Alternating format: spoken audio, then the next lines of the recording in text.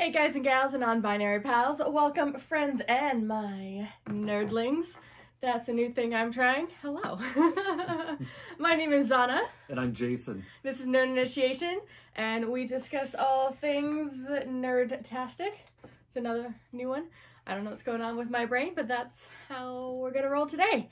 And speaking of today, we're gonna be talking about conspiracy theories or fan theories about our favorite shows and movies and things like that. Because you can't be part of a fandom and not have theories. This is true.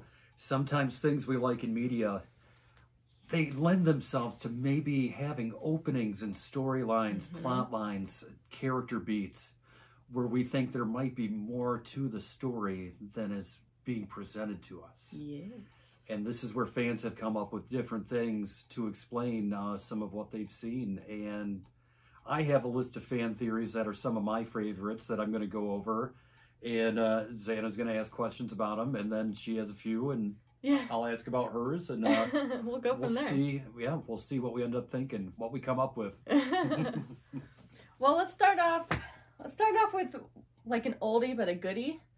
And I know there's a few, but the things that have weighed on my mind since I have been thus but a small child is the theories about like the Jetsons and the Flintstones, right? I know you have a lot of theories about that, or you have a couple good ones, and I got one too. So it's kind of where I am with that. What's your theory about? Because I know you have one. What's your theory about the Flintstones and the Jetsons? One I've heard before has to do with, we both know, and I'm sure our listeners and viewers know too, they do exist in the same universe because they did do a crossover, I think back in the 80s, the Flintstones met the Jetsons. What I've heard, I mean, what we're led to believe is that the Flintstones takes place in prehistoric times. The Jetsons takes place in the future, a year that was never defined, but implied to be sometime in the 21st century later on. What this theory states is that actually the Jetsons is in the past of the Flintstones. The Flintstones is the future.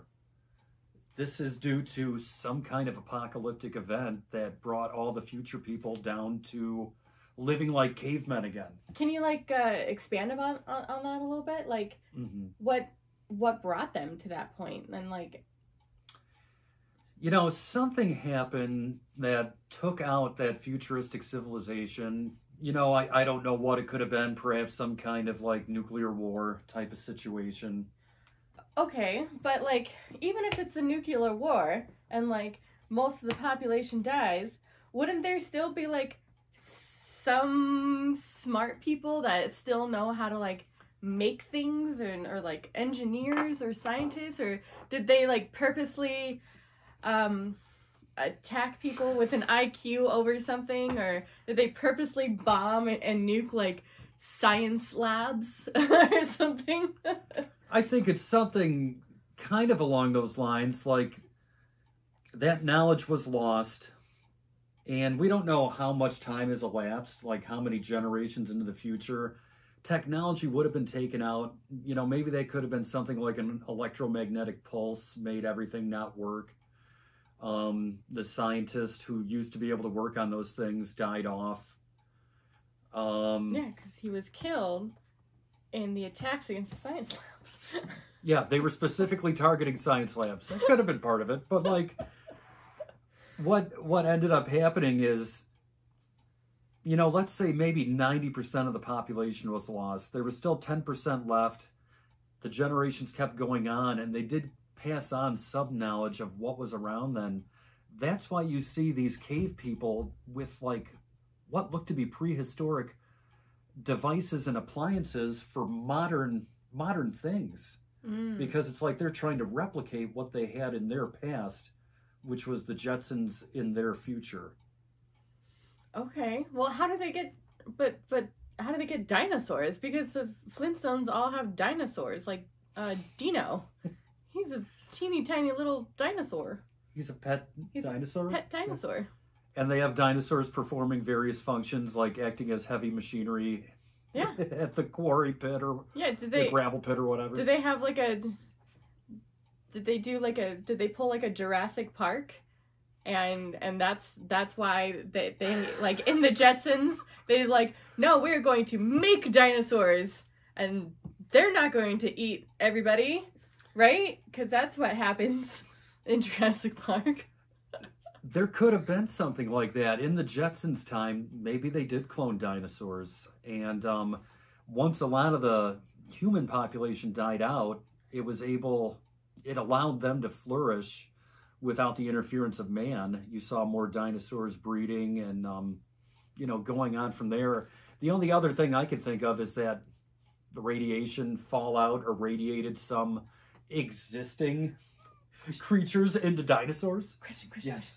Is that what the nuclear wars were fought over? Like, the power of the dinosaurs? Like, no, I am Russia, I want dinosaurs. No, I am the United Kingdom and we want dinosaurs. Like, is that what, like, the nuclear war was fought over? Like, whoever owns the dinosaurs owns the power of the world? That could have been what was behind it. As we have seen in Jurassic World, Fallen Kingdom, there was rich people who were buying these dinosaurs on the black market. Yes. The rich people wanted them. So you could definitely see national governments maybe wanting to do something to weaponize them. They were doing that in the first Jurassic World movie. They were trying to train raptors to be used in war. All right, rich people, look at me. Look at me right now. Look at me. Ready? We're going to have a serious conversation. Do not make and buy and sell dinosaurs. This is not a good idea. Okay, ready? It's bad. Say it back to me now. Do not make dinosaurs. Okay, we're good? All right, we'll continue. Hopefully all the rich people out there will listen. I mean, I am very wisdomous. Is that another thing you're starting? I'm quoting Joey Tribbiani. Oh, from Friends? From Friends. He is my guide through life. Your spirit animal. Love Joey Tribbiani. That's how that theory goes. Did you have one about them as well? I did actually have one about the Jetsons and the Flintstones. My theory is, the one I heard, is that actually they're taking place at the same exact time. It's just the Flintstones were on like the ground, whereas the Jetsons, are in the sky. So it's like classism just totally went through the roof on that one. Whereas they took all of the amenities, all of everything from the earth and brought it up to the sky. Whereas, families in the sky are all going to be the rich, the fabulously wealthy and everything like that. And then everybody left on the ground is the people who could not afford to live in the sky. And thus, because they took all of the amenities and took all of the, everything needed for modern life into the sky, the Flintstones, I guess. Everybody in the Flintstones world, no longer had access to that. And that's why they have all of, like, the prehistoric looking things for their appliances and things like that. Because they know it exists. They're the lowly people. Right, and that's why they live in a town called Bedrock. Because, they're on the earth, and it's like, and they can't get off of that. It's too late now. I could see that being a thing, sure. Maybe to add to it, maybe it has something to do with, like, pollution. The rich people live up in the sky where it's less polluted. The Flintstone people live on the ground, not only because they're lowly, they have to live in a more polluted atmosphere. That might explain why they're kind of different looking, caveman looking. Dinosaurs. Because it's mutations from pollution. Yes. Oh, like the three-eyed fish in the Simpsons. Exactly. See, yes. I made a Simpsons reference. Are you excited yes, I did I'm that? very proud of you. Very proud. Yeah. But yeah, that's the theory that, like, I lent to, because that, I don't know, makes the most sense to me, I guess. I could see it. Especially in this day and age, I can kind of see that happening. Anyway. Yes. But these are the thoughts that have been running in my mind since I was but a small child. About the Flintstones? About the Flintstones, yeah. I used to have that on VHS. That episode where the Jetsons and the Flintstones. Oh, you have that? On VHS, yeah. Too bad you don't still. That'd be awesome. I do not. I don't know what happened to it. Does your dad still have it? I think it's at my mom's house. Oh.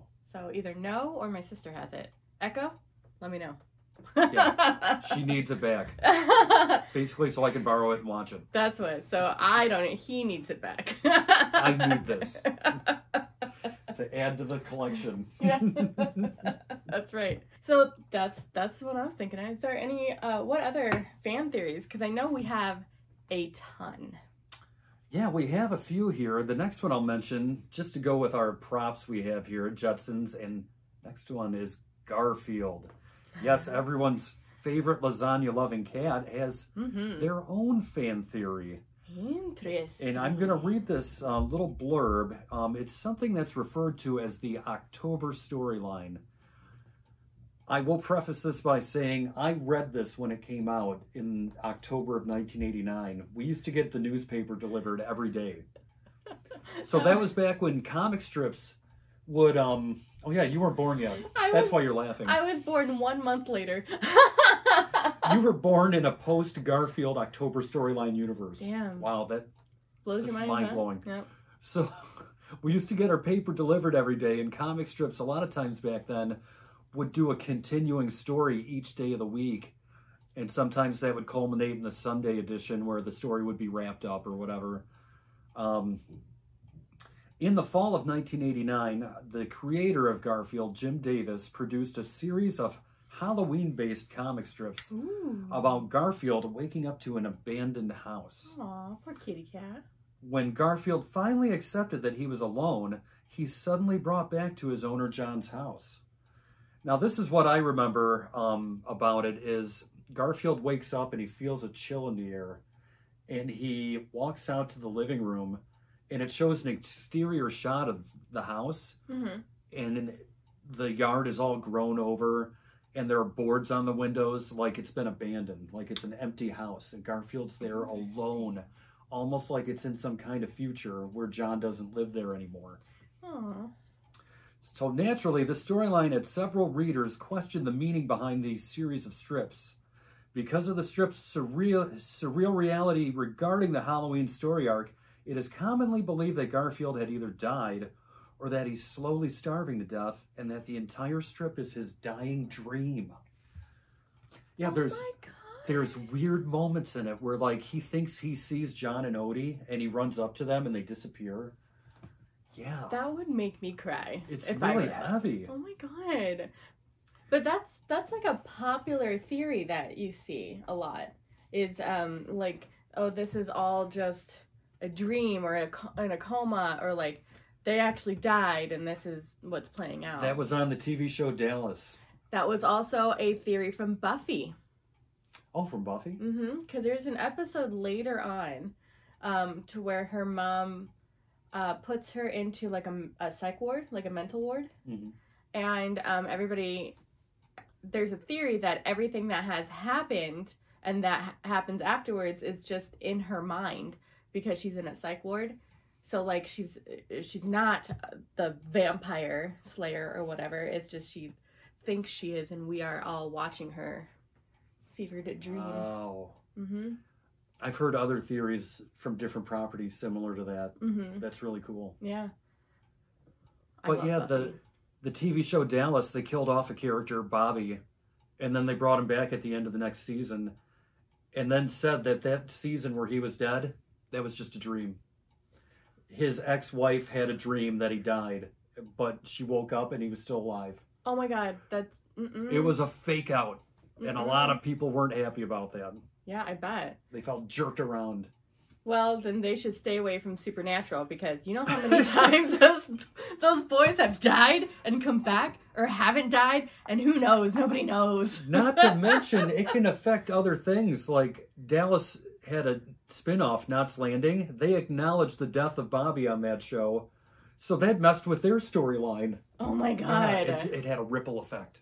You always do, but So this Garfield thing, sad. That would make me cry. this theory does make sense in some places. Throughout the strip, Garfield would often have dreams regarding food, and he would constantly beg John for his trademark dish, lasagna. Right. Jim Davis, the creator, heard about these rumors and was reported to have laughed about it. He said, according to him, he had created those series of Halloween strips because the most common fear among several of his readers was being alone. But he also confirmed that Garfield was very much alive and that the Halloween strips weren't canonical to the main strip, meaning they didn't really happen. Dude, that is dark. That guy is super dark. I'm just going to find out what all the fears are of my readers and make them read it. And it's around Halloween. I'm going to scare them. And not with something that's like ooga booga ghosts with the fear of being alone. Oh my God. You know, that reminds me. Did you watch The Office, right? Mm-hmm. There's that Halloween episode where Robert California went around and like listened to everybody and found out what everybody's greatest fears were in the office.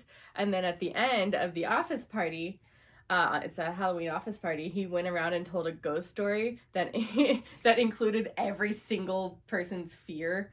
Yeah, that was good. Makes you think of that. It makes me think of that. It's like, oh, you're just gonna write my greatest fear into. That's nice. These strips, you could see these online. Yeah. It was like a 5-part comic strip series. The artwork is really kind of moody, atmospheric. It's really good. I mean, for Jim Davis, it was really creative, I think. He was kind of stretching the medium a little bit, doing like fun, different things. Yeah. Well, I don't know if I'd call it fun, but different. Yeah. Wow. That's dark. So dark. Hey, but Garfield, he doesn't like Mondays. Me either, boo. Me either. Oh my goodness. One of the fan theories that I really like hearing about is Jack from Titanic. Yes. Right? I am familiar with this one. Really, he did not die on the Titanic. That was just a ruse. He actually lived through the Titanic and jumped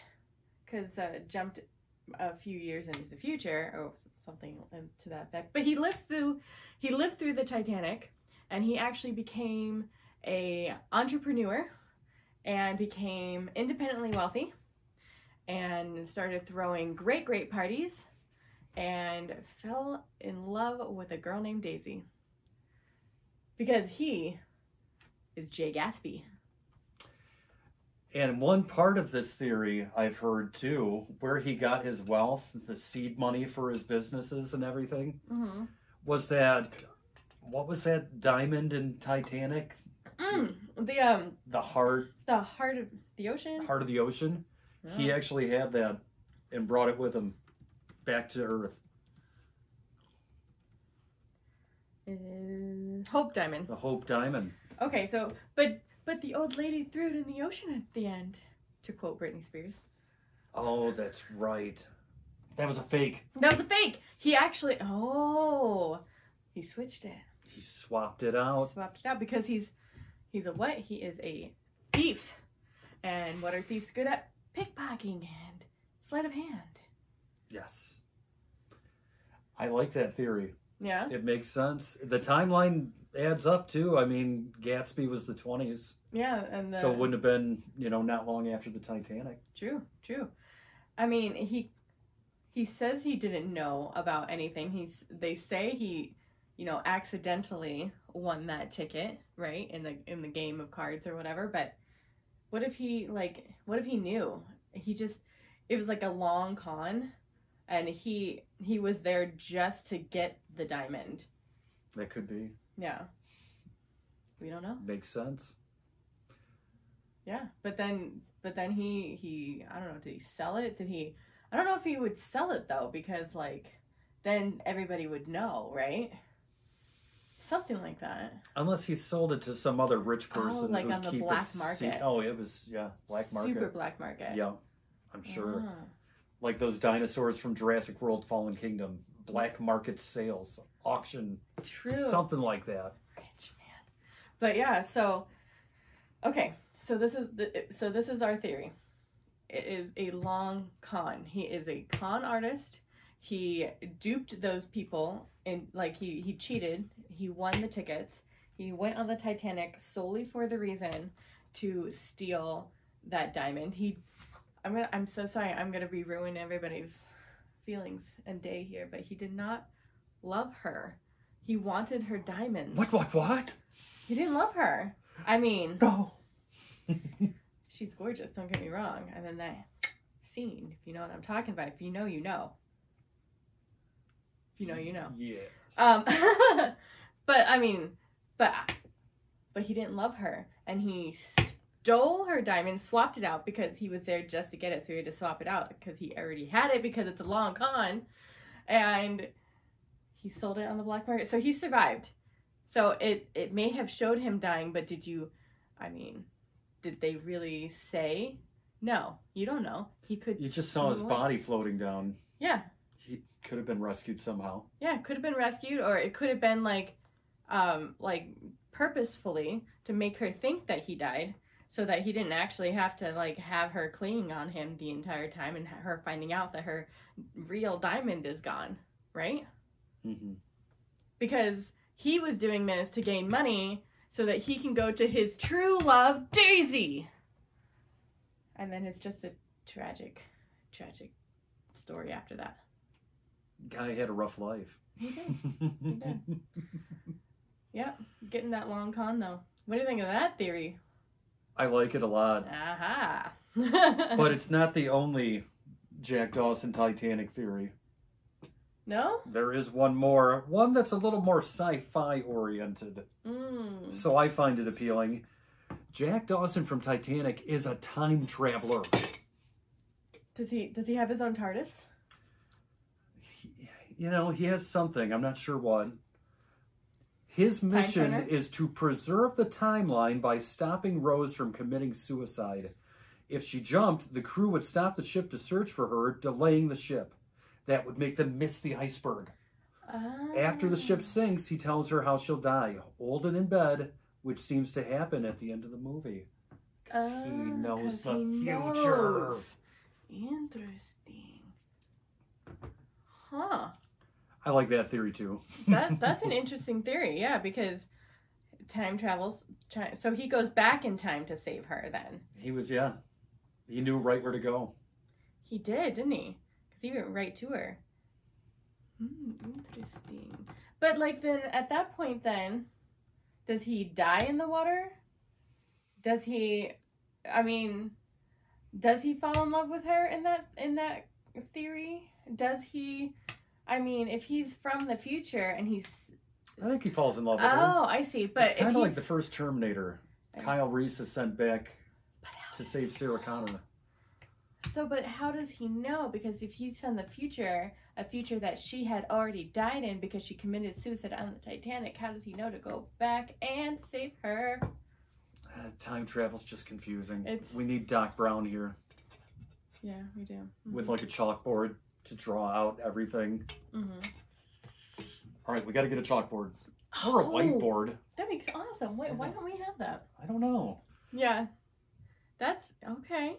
That's an interesting one. But see, I always have all of these questions about time travel. And then time travel just like, I don't know what it is about it. Like I get going into the future to see things. But if you're going into the past to change things without knowing how it's going to affect the future, like, what? What's going on? How far in the future does Jack hail from? At least the late 90s, because that's when he knew about Rose dying as an old woman. Oh, that's true. Yeah. All right. So, is he like a... Well, no. Because I was going to say, is he like a Titanic researcher? However, if she did commit suicide, then the Titanic would not have hit the iceberg, right? And thus there wouldn't be a need for a Titanic research team because it never sank. Yes. Why am I still doing this on every word? The Titanic disaster was meant to happen in this timeline. Mm-hmm. So maybe he comes from one of the many arcs of time to a time where the Titanic didn't sink? Possibly. You know, time is like a river. I mean, it's always flowing. Sometimes it diverges.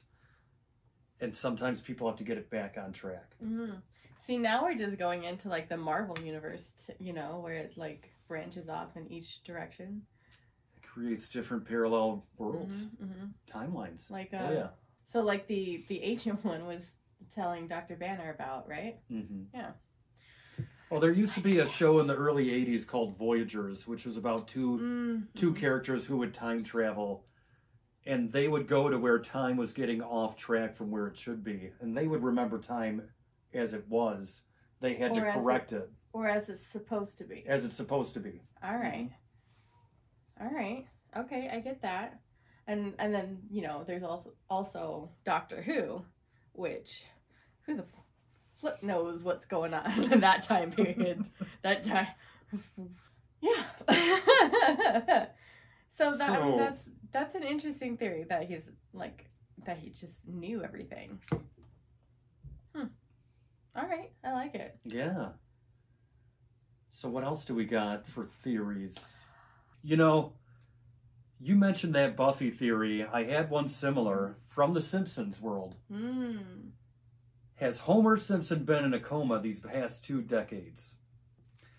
In the 1992 episode Homer the Heretic, Homer tells God that he cannot wait until he is dead to find out the meaning of life. To which God replies, "You can't wait 6 months?" 6 months later, in So It's Come to This, a Simpsons clip show, Homer is comatose after Bart's prank sends him to the hospital, where he is later crushed by a candy machine. This theory suggests Homer is still in a coma, and that the frequent celebrity guests and bizarre themes in the succeeding episodes after his hospitalization are in fact all a product of Homer's imagination. And that is one thing I could say, like being a big fan of the show, sometime around season 4, the show starts getting really more surrealistic humor and slapsticky and less grounded and realistic. And it's because Homer's imagining it. Interesting. Mm-hmm. Yeah, I kind of like that because it's kind of like a trope, It is. You see it a lot. You see it in Buffy, you see it in different places like that. So, I mean, I think it's an easy way to mind fuck your audience because then they don't know what to believe. Yeah. Definitely. Yeah, and they can accept it as real, accept it as it's given, or they can subscribe to this theory and they're still getting entertained. It's still entertainment. It's just crazy, or not crazy, it's just imagined? I don't know. It's wiggly? It's wiggly. It's wiggly. Yeah. So, I mean, it's definitely an interesting concept, and it is definitely one that we see repeated in different ways. Yep.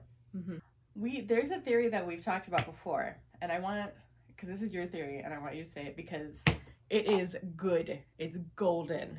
It's amazing. I'm going to bring up my notes here because this will explain everything. Yeah. And you'll never see the show Full House the same again. No, because let him tell you. This blew my mind because it actually makes so much sense to me. So for our listeners and viewers who don't know, which I would be shocked if there are any who don't know the story of Full House, Father Danny Tanner lost his wife in a car accident and had his best friend Joey and his brother-in-law, Pam's younger brother Jesse, move in to help with his 3 daughters. This theory says his best friend Joey, whom he'd known since middle school, they went to college together, very close, Joey is the real father of the girls on Full House. Right? But, okay, so it sounds far-fetched, right? It sounds far-fetched. But when we get into it, when he gets into it, I'm like, oh, what? Yes. Go. So this is what I got here. We're going to look at the facts. First, Danny has dark hair. Mm-hmm. His wife, Pam, who only appeared on the show once in a flashback, was shown to be a blonde with dark-colored eyes. A child with one blonde parent and one brunette parent has a 50% chance of being blonde. Mm-hmm. But the chances of all 3 Tanner children having blonde hair is only 12.5%. Enter blonde-haired Joey Gladstone. Joey's decision to completely rearrange his life in order to help raise his 5th grade classmates' children makes a lot more sense if those children were secretly his. It does. Joey didn't stop there either. No. Jesse and his wife Rebecca, both of whom are dark-haired, have twin boys that inexplicably come out looking like little Joey Gladstones. They do. They look like the boy versions of the Michelle. Yeah. Oh, the Olsen twins. The Olsen twins. Yeah. They do look so much alike. Well, is it because they're cousins? Is it because they're cousins? Or do they share a siblings? father? Half siblings? Dun, dun, dun. Because if you think about it, right? The mom, what's his Tanner? No, what's his first name? Danny. Danny. Okay, so Danny is dark haired, right? Mm-hmm. And the mom is like a dirty blonde. Yeah. Like blonde, okay. However, her brother, Uncle Jesse, black hair, like dark hair. Just dark features, you know, dark like features. His skin's olive, right. Darker. So what I'm saying is, that tells me that her blonde hair is very recessive, right? It's not a dominant gene. Because if Very her much. siblings all have dark hair, and she inexplicably came out as blonde for some odd reason, then she would have very much recessive genes rather than dominant genes. So how the heck did all of her children become blonde if Danny's dark hair and she's a recessive blonde because the rest of her family has dark hair? There's something to this Joey theory. There is. I mean, I understand being like such good friends with somebody that, yeah, you know, I'll free place to live, you know, or whatever. Like I'll help out. He was a struggling stand-up comic. He didn't always have a stable job. Right. His buddy puts him up. Right. You know, in exchange for looking after the kids, gets room and board. Yeah. It's not a bad deal. It's not a bad deal at all. And if he's like a live-in nanny or something, not a bad deal, right? That sounds cool. I mean, I have, like, my best friends all have children, but if they asked me to be a live-in nanny, I'd be like, you know, it'd give me pause, because I don't know if I'd be wanting to raise other people's children, but because I don't want, want children of my own. But right. I'm just like, like that's a little bit strange that he's like, well, I'll just move in with you guys. Why not, right? Mm-hmm. That's weird. He wants to be close to his kids. His own biological kids. All of them. And what did you say, that they just used him as like a stallion or whatever? Yeah, it's almost like maybe... Stud? Maybe Danny and Jesse had low sperm counts and couldn't have children of their own, so they had Joey breed for them. Mm-hmm. It's possible. They had Joey breed for them. That's what they kept him around for. Man, because he's got, I mean, all those kids. He's got super sperm. He's got super sperm. He's got cute, like, all those kids are cute, right? Good genes. Good genes. Solid. Yeah. This makes weirdly so much sense to me. It's mind-blowing. It's, what? Why does that make sense? It's pretty cool. Right? Yeah. Oh my god. It puts a spin on everything. Like, you don't look at it the same now. No. You're welcome, world. That's why I brought this guy. For our listeners, I just mimed cut it out. I think 100% you are correct about that. Yep. Yes. Mm-hmm. What are your thoughts? Yeah, if any of our fans out there know of other similar fan theories or storylines about things just being part of some character's imagination or dream, let us know. Yeah, let us know, because we want to know. I don't know. All right, so what are your favorite fan theories out there? Like, what are some that just mess with your mind? Like, let us know. Leave us a comment. Go to our Facebook page, post it on our wall. You know, we'd love to discuss these type of things. I know, though. Yeah. Yeah. These are definitely fun. And whatever you're into, there's going to be fan theories about it. I mean, Star Wars has a ton. Mm-hmm. The Batman Dark Knight movies have some as well. I'm sure the MCU has plenty. Oh, plenty. We had a whole episode just on WandaVision theories. Like, yeah, that was one show. There were like a million theories. A million. So that one, yeah, we love some fan theories here. Just give us some conspiracy theories, and we are happy as little clams. Yes. But yeah, tell us your thoughts. If you like what you see, like and subscribe. We have an Instagram. You can go over to Instagram, tell us what you think. Go to Facebook. And this is just the video companion. We do have our podcast. It does air on Spotify and Anchor and all the places you can get a podcast. My mind went blank. Did you see that? Like, yeah. it hit the pause button for a second. It was like, brr. Anyway, I glitched. Oh, a glitch in the Matrix, right? Glitch in the Matrix. We're in a simulation. There's another theory. Yeah, but that I thought that was like not a theory. That's like confirmed in the Matrix that it is a simulation, and he got out of the simulation, or did he get out of the simulation? Oh, well. I don't know. I fell asleep. It's a theory for our reality. Yeah, that's true. I can't watch The Matrix. As much as I love Keanu Reeves, and I do, I fell asleep during The Matrix every time. I don't know why. It's soothing. Are you implying you were bored by it? No, it's soothing. That's like when I watch old episodes of Star Trek. They're soothing. I've never seen Star Trek. Star Trek's good, but sometimes if I watch it at night, I get a little sleepy. But it's a comforting kind of feeling. It's all about the wars. And Rush is variety. Yes. If you're not a fan of Rush, listen to Rush. And I don't mean the old broadcaster Rush Limbaugh, the band from Canada, Rush. That's right. Well, Jason, I have one question for you.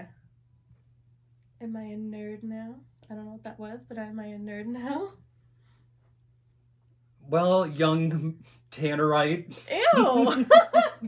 Yes, Joey's your dad. Joey's my daddy. Actually, there's kind of a resemblance of your dad and Dave Coulier, wouldn't you say? I'm blonde, so... You might be Joey's daughter. I might be Joey's daughter. Young Gladstone. Oh, God. Not quite, but close. You're getting there. Oh, my With God. each and every week we do this, you get closer to nerddom. I get closer to nerddom. That's right. Oh, my gosh. That's hilarious. Now. So, remember, of course, to nerd your heart out.